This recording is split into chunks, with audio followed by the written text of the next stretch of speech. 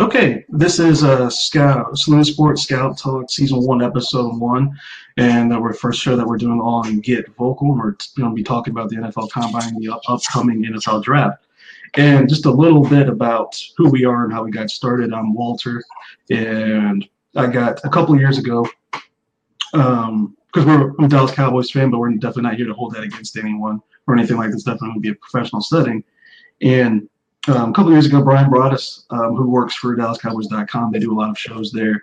He was talking about Nick Hayden and how he all hustles to the ball. He was a one technique for the Cowboys at the time. I wasn't a fan of Nick Hayden, and then I went back and watched some of the tapes that I recorded and was like, oh, yeah, Nick Hayden hustles to the ball at all times. And that was a good trait. So since then, I've been interested in scouting. I worked at a site for a while, got some preliminary training in scouting, didn't actually publish any scouting reports at the time. But coming this year, I was like, well, let's start publishing these things and getting them out there for people to see.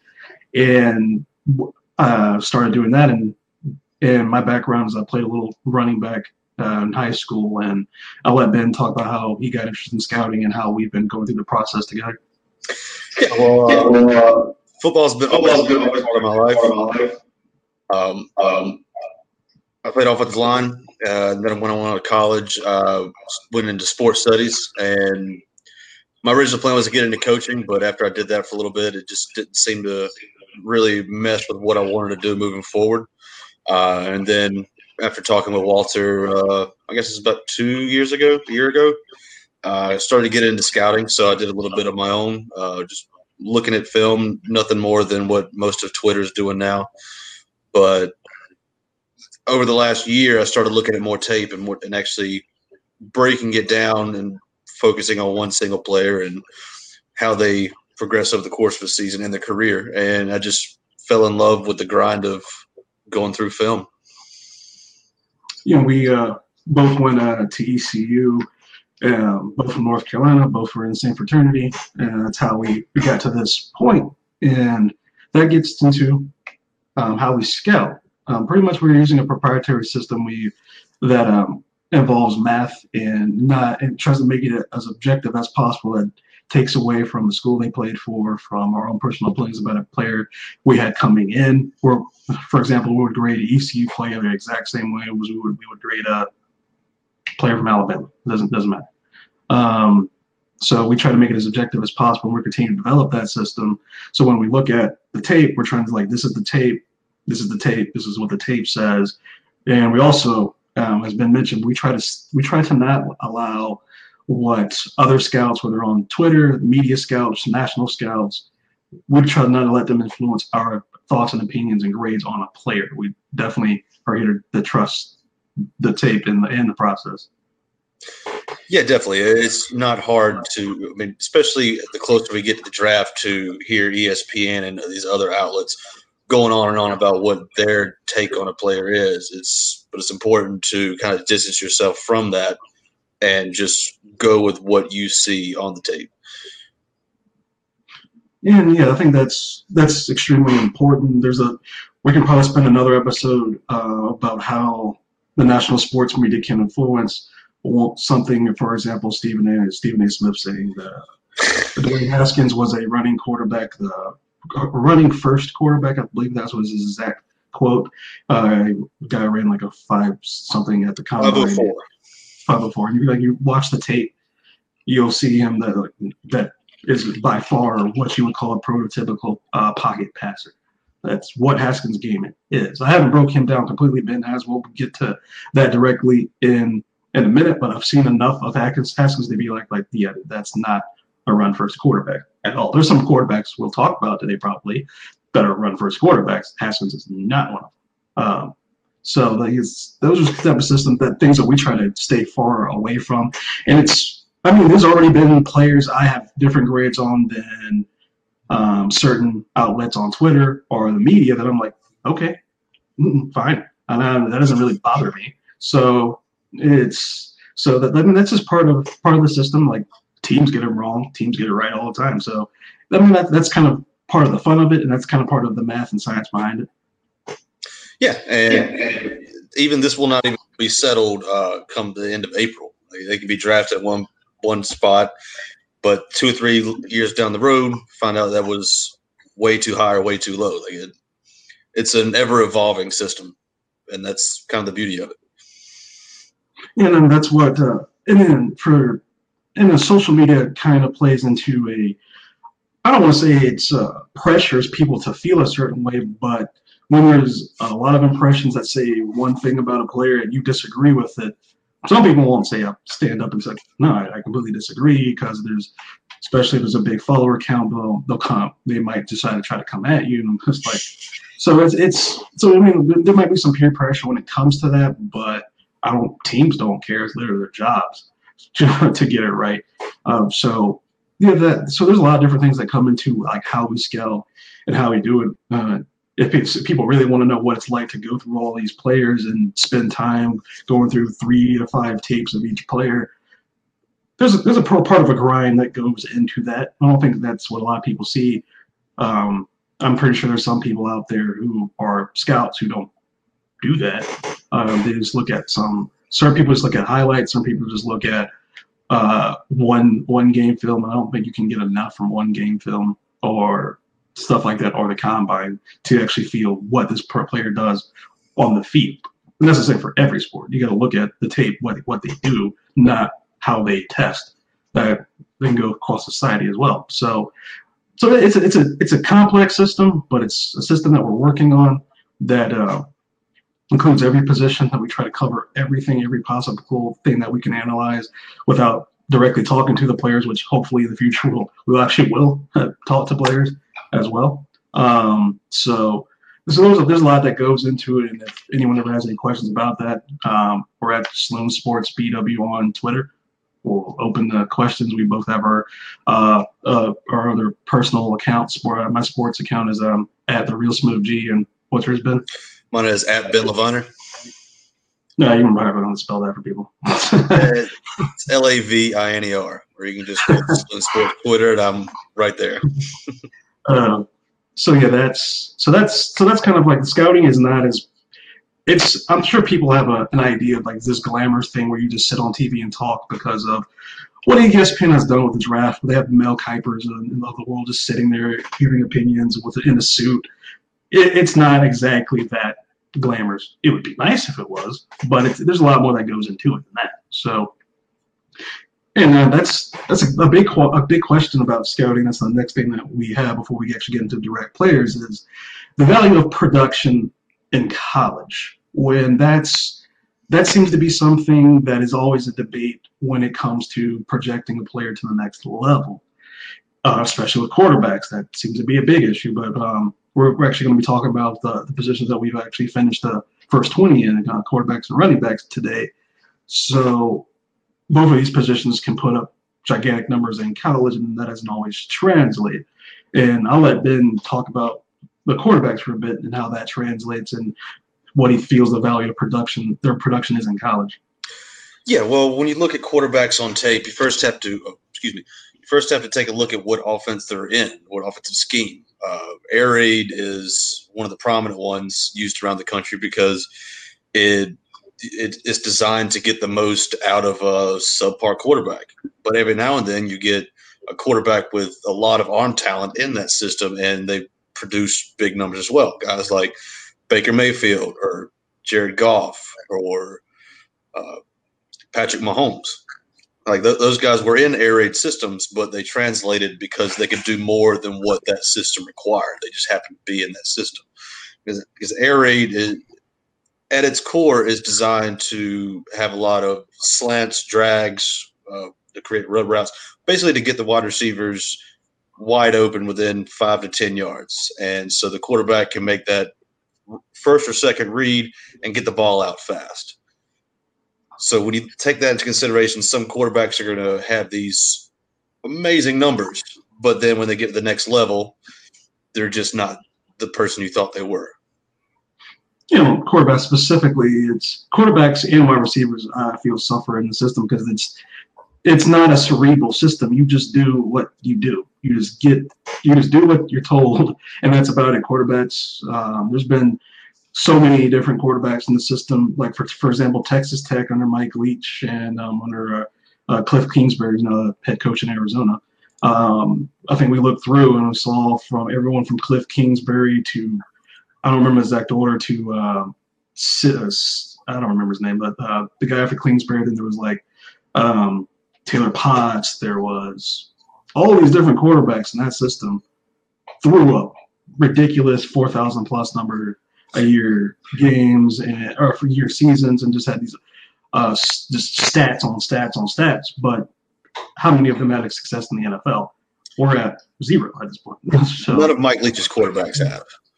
So and there's different forms of the air raid system. There's a long history. There's the popular play in air raid is the mesh, and that's over and over again. You'll see mesh. So when you see production in college, it doesn't always translate to this quarterback is going to be a good player in the NFL. If they're in the air raid system, it could actually hurt them with learning an offense and learning how to actually read the field and on things like that. For running backs, for example, this is actually going to come up in our next segment. You have to look at their offensive line, positive and negative. You have to look at who they're playing against. You also have to look at the type of running game that they were popular was a power scheme, zone scheme. What they did most of, did that scheme fit the runner? There's a lot of different things also. So production for running backs doesn't always translate. There's been a number of running backs in the past couple of years who put up huge numbers that were drafted early. It didn't translate. There were running backs that were drafted in the 7th round, Philip Lindsay last year, who goes in and makes the Pro Bowl in his first year. So that creates a lot of debate around running backs, like what running back translates to what system. And a lot of it comes down to what do you want the running back to do? Like, what do you value? Because there's a lot of running backs in this year's draft I've looked through. I have a lot of third rounders that I think that can produce if they're asked to do the right things that go to their strength. So it kind of comes down to what's your favorite beer? What tastes good to you? Something like that. So value production in college across, I would say almost every position. I can't really think of one position where it stands out other than kicking and punting that you can look at and you can just take a broad sweep and say, like, this means they're going to produce in the NFL. Other than kicking and punting, I don't think it translates at all. Yeah, there aren't many. Getting back to quarterbacks, what I typically look for when they are in those type of schemes that produce big numbers is I break down each throw that the quarterback makes, especially when he's under pressure and when his first or second read isn't there. How does he handle it? That type of mental makeup goes a long way. And then you look at their arm. How many throws do they make that are within 5 to 10 yards? Are they accurate there? Most quarterbacks at the collegiate level are accurate between 5 to 10 yards. But then you also have to move the ball downfield, especially in the NFL lately. Most teams are going to want somebody that can throw the ball deep and stretch the field because NFL defenses are getting better by the year. So when you stretch them out, you open up other holes for the run game. But quarterbacks that typically come out of an air raid system don't throw the ball downfield that often with much success. So you have to look at the different throws that they're able to make, especially on a corner route, because not many quarterbacks can actually throw the ball across the field and get the ball near the sideline to where only their receiver can make the catch. Yeah, that's the type of different. What kind of throws translate? What can a quarterback do? Some scouts have a concept where they say, like, tell me what they can do. I don't think that's a great approach across the board. You have to also know what they can't do. So just to see what their limitations are, because especially when it comes to offense, if a player can't do something, well, a team's not going to defend against that. So especially when it comes to running back, on the same line, a lot of teams on the collegiate level don't use their running back as pass receivers. That's different in the air raid system. Mike Leach's running backs catch a lot of balls. They aren't always the best between the tackles. So you have to try to look at what they did well and what they didn't do well, and try to. And sometimes for running backs, it does come down to how do they look at the combine, how do they do in private workouts when it comes to catching the ball. Blocking, is a thing that you can see on tape. It's almost impossible to hide a running back in any system if they can or cannot block, or can't hide them forever. So that's a thing to look at that just shows up heavily producing wise. Because a lot of people only look at production as what numbers they put up. I look at running backs and I grade pretty harshly on the block on the pass pro. If they can't do it, or they don't try, or at least have put effort. It's not even so much about the technique. It's like, are you sometimes even trying? Or are you immediately always going to try to go down on somebody? In the NFL, good luck with defensive ends running 4.41 and having agility, like Montez Sweat. They'll just jump over you and just keep going. I mean, you have to be able to stand up in there and at least slow them down. In the NFL, quarterbacks are usually going to be good enough to, if you just give them an extra half a second or a second, they can make a play. That's all it really needs. You don't have to be Walter Payton and just throw people in the dirt. Just put up a fight and don't just get knocked back. Like some of the running backs that I saw on tape that some people have pretty high grades on. But I digress on that a little bit. And I guess that we can go right into our next segment, which is looking at the first two position groups that we broke down. Ben looked at quarterbacks, I looked at running backs, and I'll let Ben lead off with his impressions of the quarterbacks coming out in this year's draft. Okay, yeah. Well, let's get right into it. The first quarterback, the highest quarterback I had on my list was Dwayne Haskins. No real surprise there. I really like he was only at Ohio State for 1 year, but I really like what he was able to do. Put up a lot of production, but he was able to stretch the field vertically, which is, I think, with a lot of success, which I think is his best skill set. Now, when you go back and look at all the quarterbacks that Urban Meyer had, none of them really translated to the NFL. But I think that Dwayne Haskins is probably the best one of the group. Alex Smith, pretty decent. Or is it? Alex Smith, yes. Alex Smith would probably be the exception. But that was also when he was back at Utah. And not to knock Utah or anything, but there's a long stretch in between Alex Smith and Dwayne Haskins. A lot of his top quarterbacks have moved over to wide receiver just because how their skill set transitions to the NFL. I expect Dwayne Haskins to probably go to the Giants. That just makes the most sense unless somebody comes up to trade for him. But and then after Dwayne, obviously Kyler Murray. Well, before I get to him, let me go back and state that out of all these quarterbacks, I didn't grade any of them into the first round, just because while they did put up big numbers in college for some of them, especially Kyler and Dwayne, there's still a lot of negatives. Now, just because I didn't grade them in the first round doesn't mean they're not going to go there, because there's always going to be those thirsty NFL teams that are just desperately trying to find their next quarterback. And for people new that hear this or watch this, that's normal. Teams reach on quarterbacks a lot, like all the time. That's one of the most reached positions there is. So, and usually from what I've heard from Brian Broaddus, for example, he says usually we have between 10 to 15 first round grades, period, per year.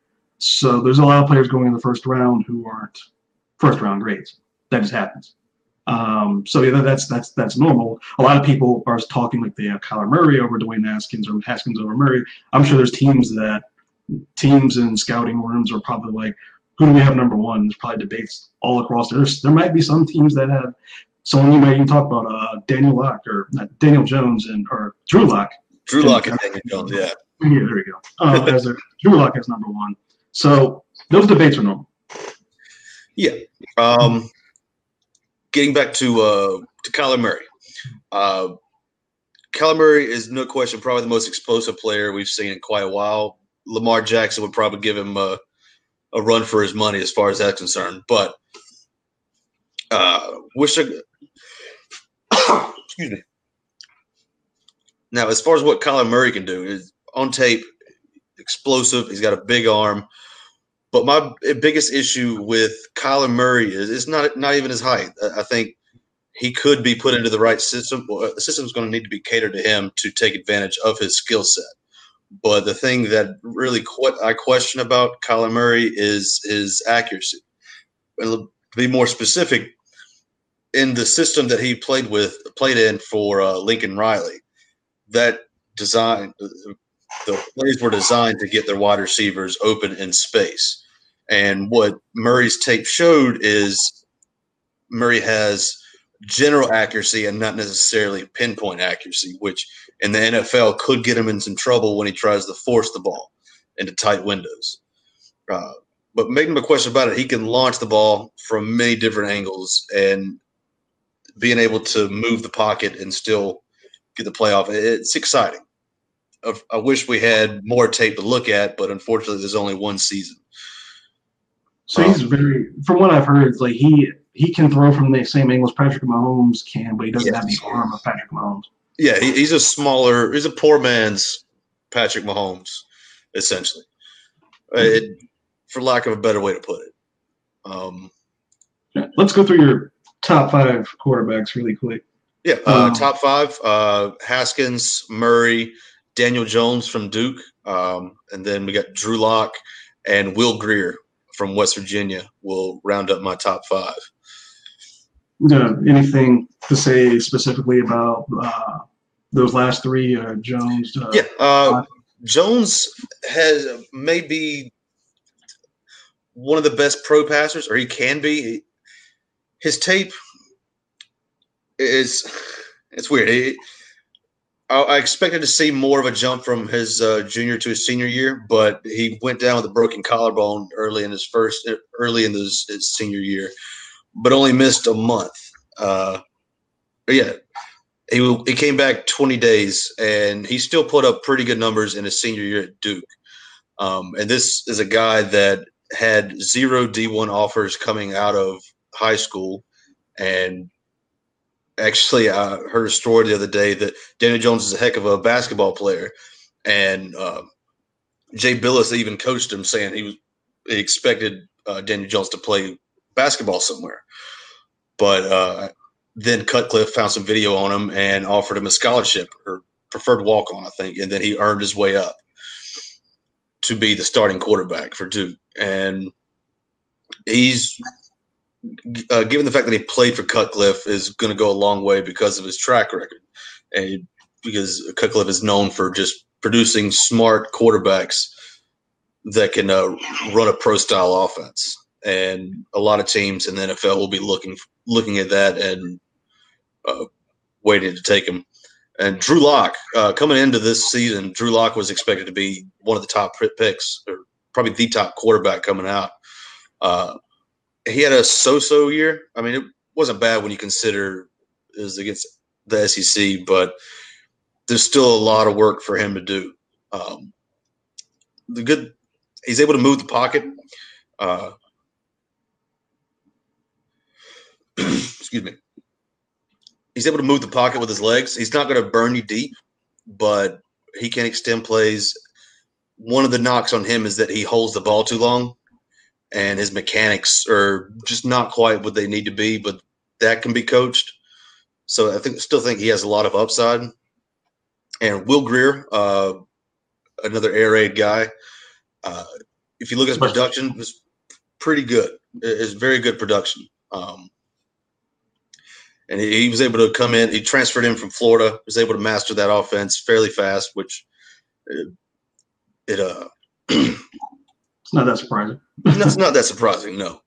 Especially Dana Holgorsen, he hasn't had too many NFL quarterbacks coming out of that system either. But when you break down the tape and look at the throws that Will Grier was able to make, it's really impressive. He had above average success on the deep ball, and he showed a lot of zip on his intermediate throws. He didn't just rely on crossing routes and guys that were just, check down routes, as you call them.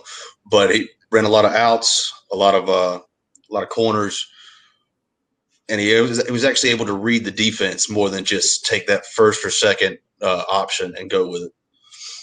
Just a little football jargon there, pro styles. A lot of that goes into, for a quarterback anyways, like taking a ball from under center, going through progressions and reading rather than just you have this and an air raid system. It's very simplistic. It's very toned down as far as what you have to do between the ears as a player in that system. And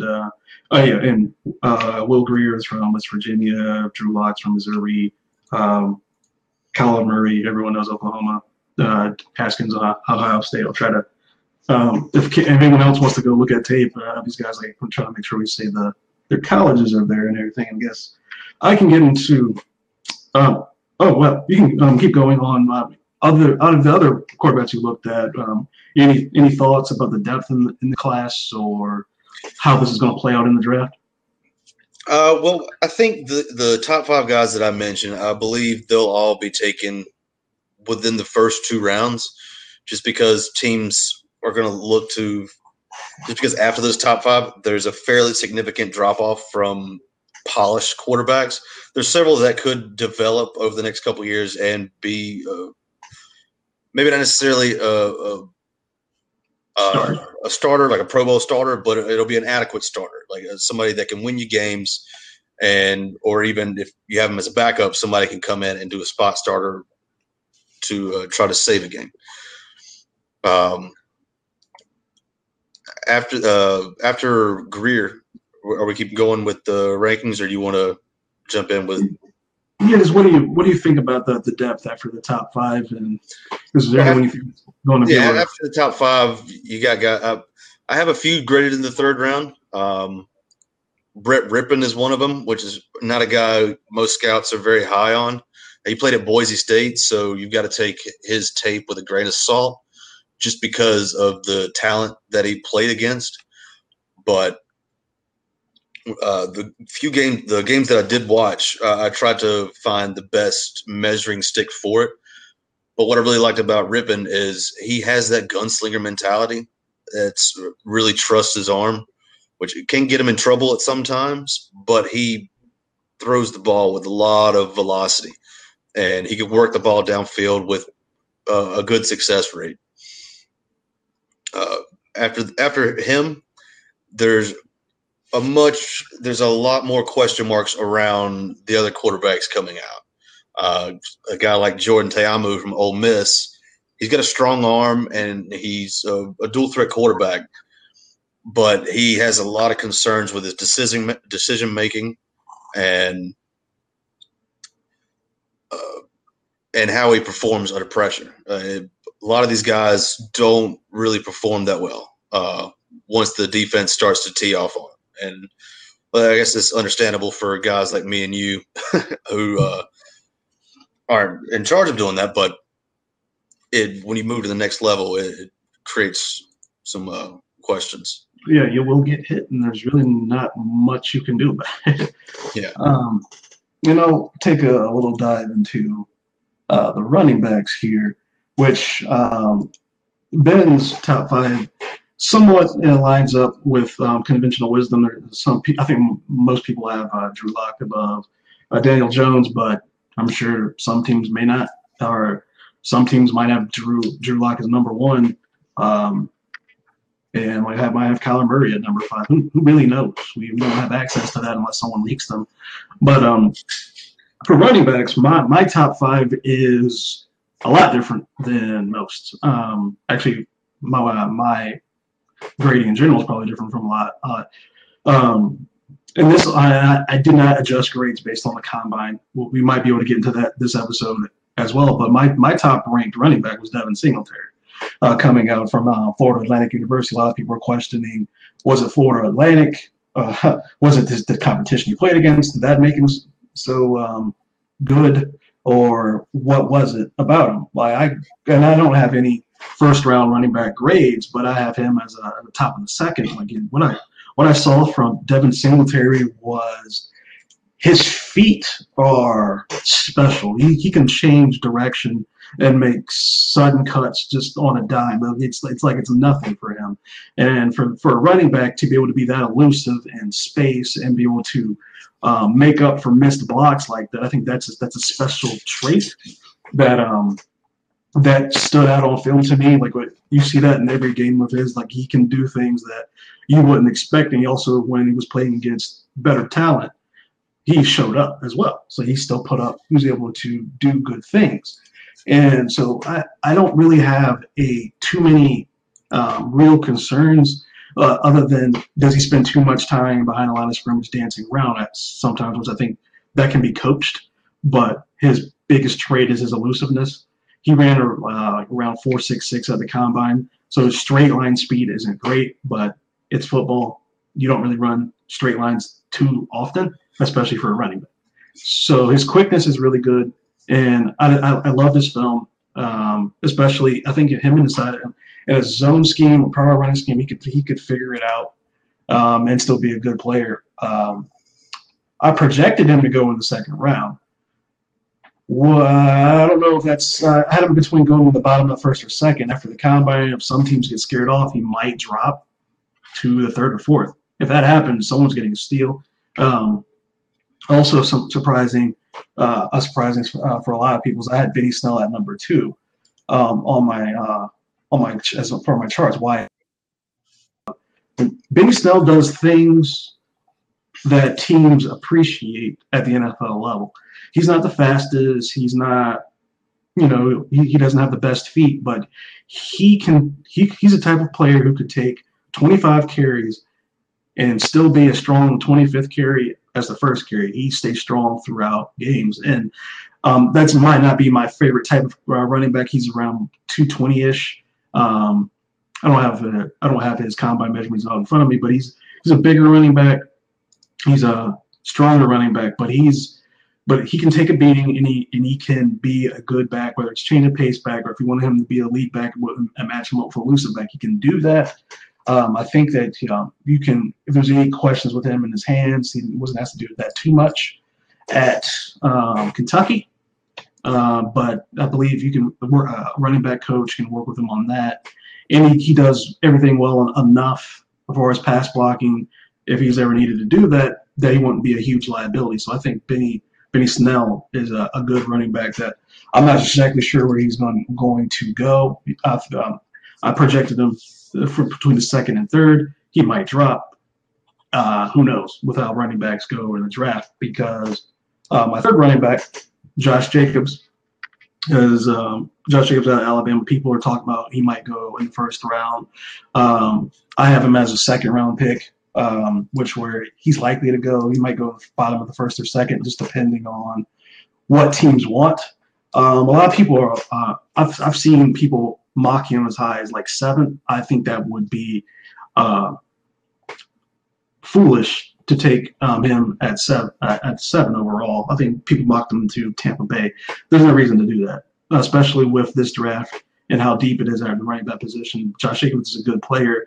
It's just that I don't see on the tape that he's someone like Saquon Barkley that's going to who went early in the first round last year to the Giants. I don't see that type of ability across the board to basically put him in the first round when you can get running backs in the third and fourth round to be highly productive. And my number 4 is also controversial. Is Bryce Love. I love Bryce Love. As Brian Bros would say, he's my pet cat. If it wasn't for his injuries, I believe I would have actually probably mocked him as the bottom of the first or grade him as the bottom of the first or second. Injuries does play a role. He had a down year at Stanford, but their offensive line was also down. But his junior year, he put up explosive numbers. And when the ball is in his hand, there's something to be seen whether he is healthy or how teams graded his medicals. But if he recovers and still has explosiveness when the ball is in his hands, I think he's the most explosive guy in this draft. And he also has an elusive ability as well, and he can catch the ball, and he's not a horrible blocker. So he can go anywhere between like the third and sixth. If someone really loves him, they could probably take him in the second.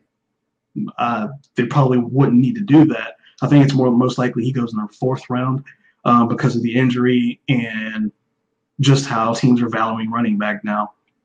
And my 5th And yeah, Bryce Love from Stanford. And my fifth is Dwayne Harris out of Alabama. He's my top third round running back. He's a good all around player.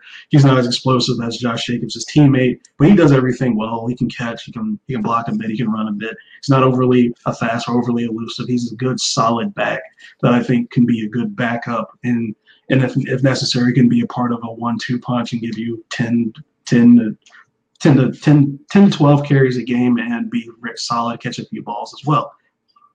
Now, um, through the rest of my running backs, there are a ton of running backs that I graded in the third round.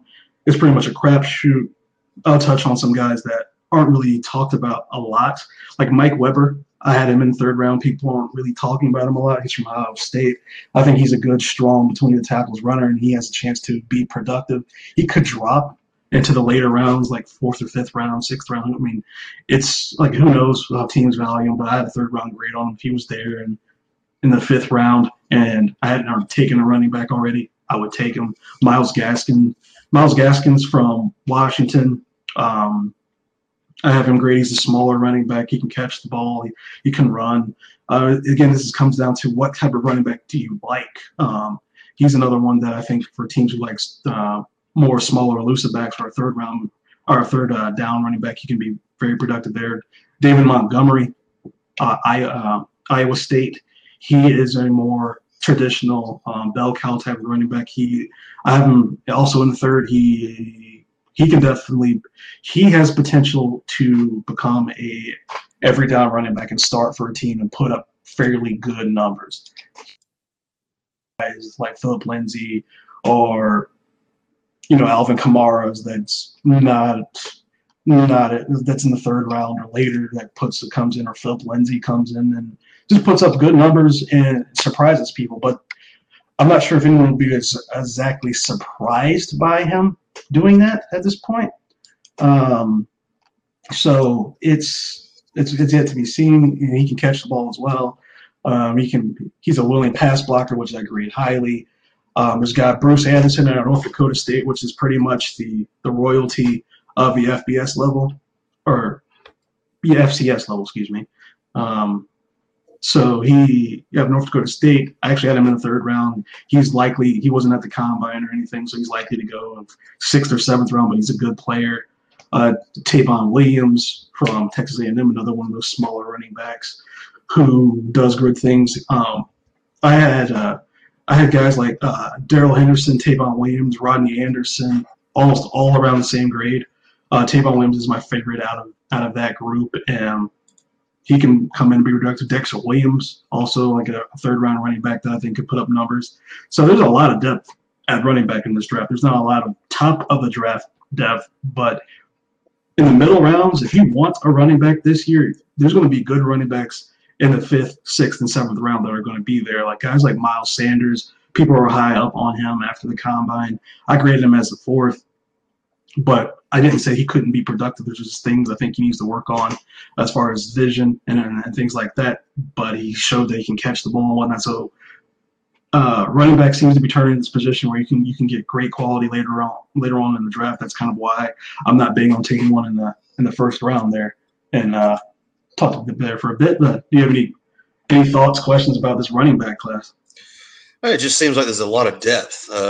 Not much at the top, but this seems to be a lot in the middle that a lot of teams can find value. Yeah, I mean, we can get into draft strategy on a later show, but that's kind of why I would not draft the first round running back, yes, especially this year. This again is nothing against Josh Jacobs, just why? Where's the value? And then unless I'm going to have a run for so for example the Cowboys where I'm going to try to run the ball 30 times. Even then, I'd be like, do I need Josh Jacobs for that, or can I address another position?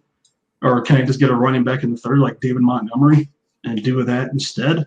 Do I want to have just one running back? Do I just want to have a committee? Like Patriots have a committee. Almost every team has a committee. It was like 5 or 6 teams. They have a committee, but they spent a first-round pick on a running back last year. Did they take? Yeah, Chubb was at the end of the first. No, not Chubb. Excuse me. Michelle. Michelle. I don't know who's the first, but yeah, they still split running backs there. I thought it was a second, but we can check that. I thought it was a second, but I see your point. Like, yeah, it's some teams will value that, but they probably had a second round grade on him anyway. First round, pick 31. Oh yeah, 31 is probably had a second round grade on him. Didn't think he was going to be there. Yeah. So yeah, I mean, he wouldn't have been. So I mean, like, it just depends on what your needs are, how you're going to use them, and what you like at the running back position. So there's a lot of different flavor there. There's a lot of different types of running backs. There's a laundry list of them. If we have time and we get through, there's going to be more running backs that I need to look at film at. Just because there's typically going to be 25 drafted in a single class, so 25 could even be more than that. So, yeah, teams this year, if you're looking for a running back, you can find some talent. There's some great guys I have in the third that I'm not as high on, but that doesn't mean I don't think that doesn't mean there's no chance that they will be productive at the next level.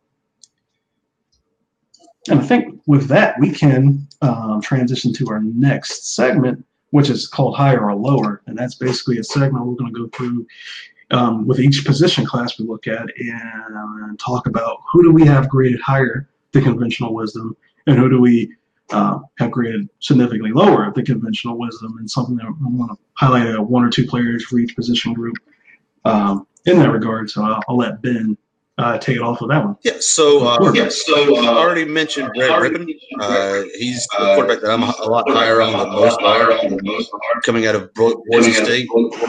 He didn't look the best at the combine, but you certainly don't want to judge his talent based on what he did at the combine, because it could be a lot of nerves going in there and whatnot.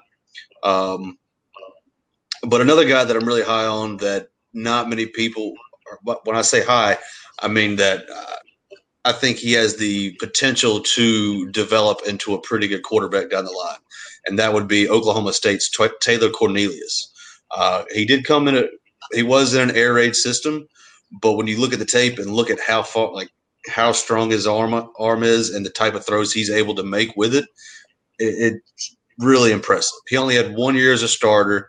Because he spent most of his career as the backup to Mason Rudolph, who is now with the Steelers. But Cornelius came out of a small Texas high school, didn't have any offers, and walked on at Oklahoma State and just worked his way up. So his mentality and that process speaks a lot for a guy that has that type of talent and probably could have transferred and gone elsewhere with more playing time. The fact that he's able to stay, I kind of like that about him. A guy that I'm a lot lower on than most is going to be Garner Minshew. Sticking with the air raid quarterback theme I seem to have tonight.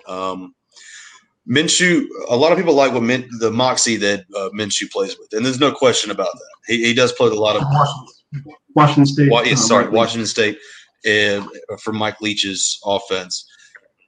But he's very accurate between 5 to 10 yards. But when you ask him to move the ball past that, he doesn't do it very effectively. The ball is typically high, and it leaves the wide receiver vulnerable for big hits.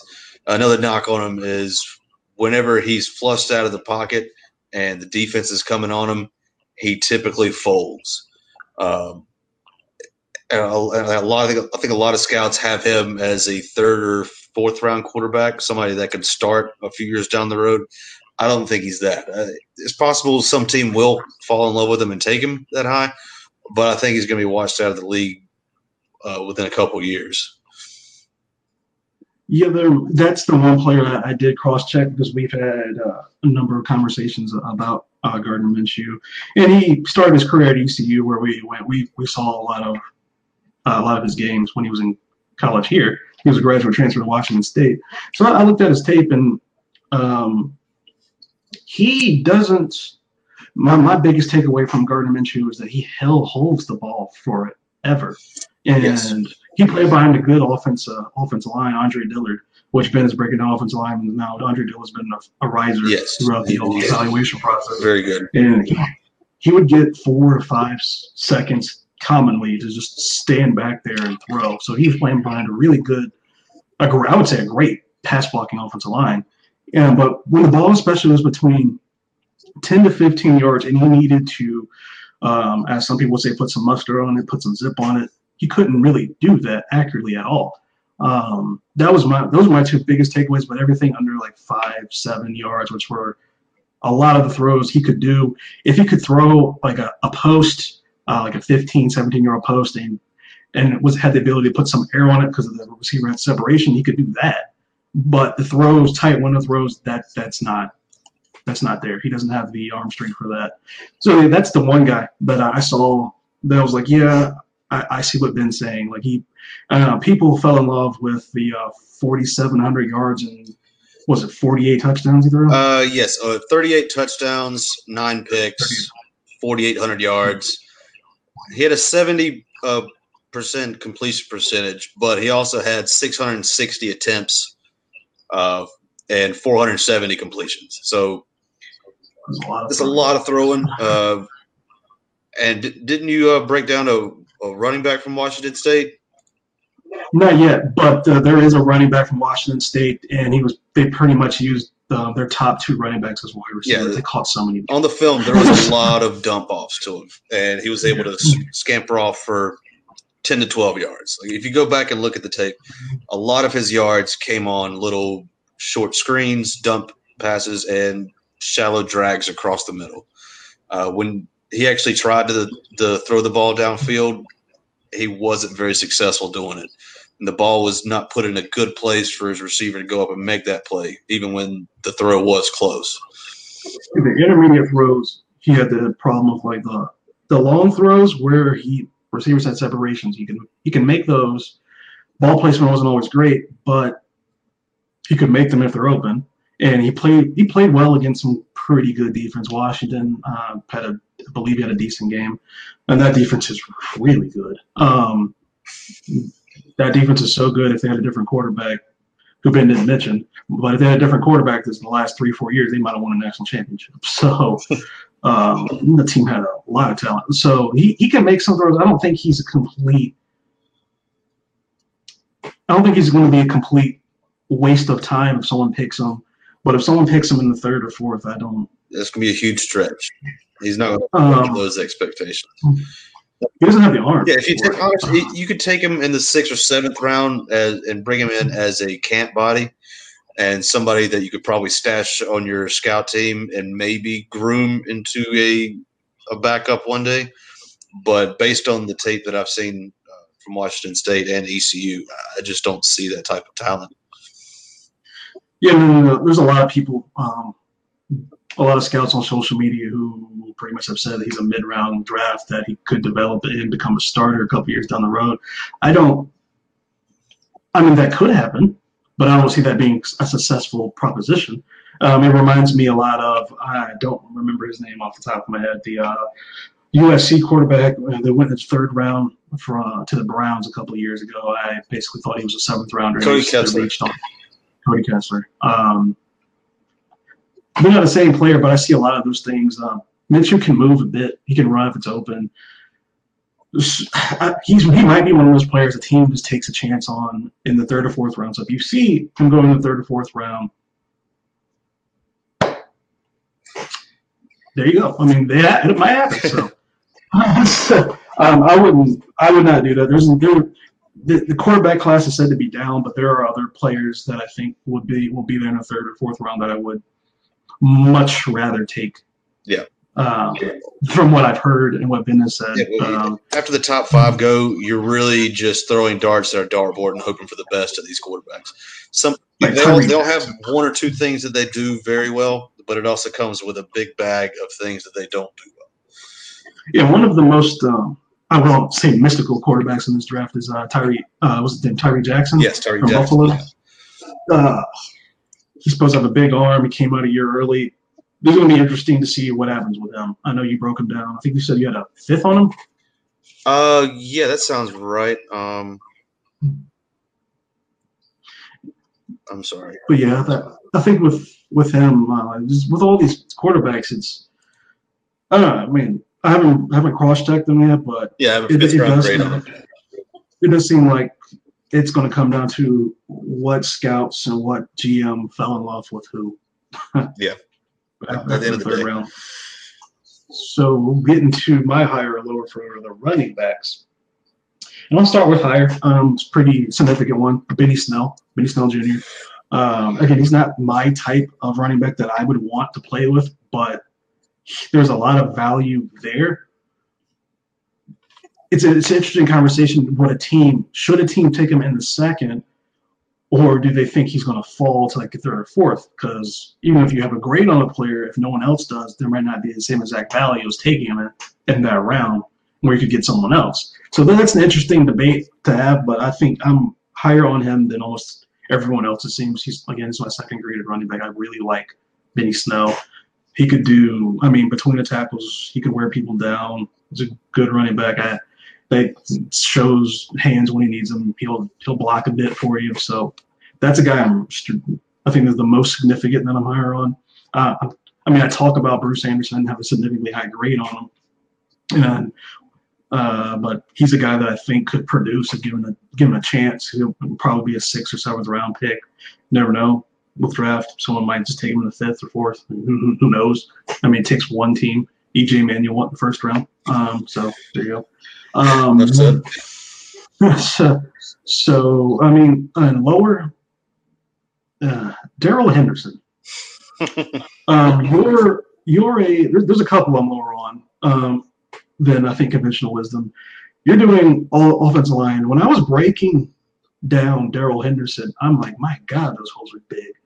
Memphis has a power run blocking scheme, and they opened up holes upon holes for him. And Tony, I believe his name is Tony Pollard. He's a wide receiver slash running back. Also at Memphis, the holes are just huge. That team can run block. So, and I didn't see from his tape, pass blocking, absolute positively bad, and that's going to be exposed at the next level. And I don't care that much about 40 times, but he ran, I believe, a 4.49 at the combine. That's not enough to make up for his tape as far as that. I mean, it's not like I buried him or anything. I have him in the third round. I mean, there's value if he goes in the third round. I think he might go in the second. I think I projected him to go between the second and the fourth. But he's not as high on my list. I have basically at the end of the third round on him. The blocking was a problem. I'm not sure if he has the greatest vision. He's a good straight line runner. When he gets in space, he's a home run hitter. So there are some things there I did not like as much. Justice Hill player, there's a lot of question marks around Justice Hill, like where will he go? How do teams value him? He's a fast guy. No effort in pass blocking. That stood out on tape. Couldn't do it. Didn't really even try to get that much effort into it. He's also in the third round grade for me. I believe I have him above Daryl Henderson just because of he's also from Oklahoma State. That's Taylor Cornelius, a quarterback we talked about earlier. Yeah. So and Daryl Henderson's from Memphis. So there's a lot. There's some things that you like about Justice Hill, but the pass blocking wasn't a fan of at all. There's another guy that I think a little bit low. Well, I guess for another guys, two guys that I'm higher on than I think conventional wisdom are Mike Weber from Ohio State and Dexter Williams from Notre Dame. I think both of those guys could be productive at the next level. Dexter Williams is a complicated case. He has some off-field issues and he has some off-field amazing things that with his mother taking care of him, he's been suspended. There's some weird things going on with Dexter Williams that teams are probably investigating with interviews and whatnot. But the tape looks really good. I mean, with the questions about personality and whatnot, I don't know what's going on there. But yeah, Mike Weber, I think, could be a guy that could be productive. And yeah, that's basically all of that. And we have about 6 minutes left, so we can dive into the combine. And I'll just ask, what worth is the combine for you? scouting. As far as the scouting, there's a lot of feedback coming over. But when I look at the scouting combine, I basically just use that to kind of dot the I's and cross the T's on guys that I've already looked at. I don't move guys up and down based on that. But if I have a few question marks about their overall athletic ability or, how they handle certain situations, then I use that as an aid. But primarily I just trust the film. Yeah, for me, I don't know what I really take away from the combine. It's fun to watch, I guess. We'll talk about wide receivers probably in episode 2 weeks from now, but because of a guy's combine, that shouldn't make him rise on your board because they ran a really good 40. Montez Sweat and DK Metcalf ran really good 40s.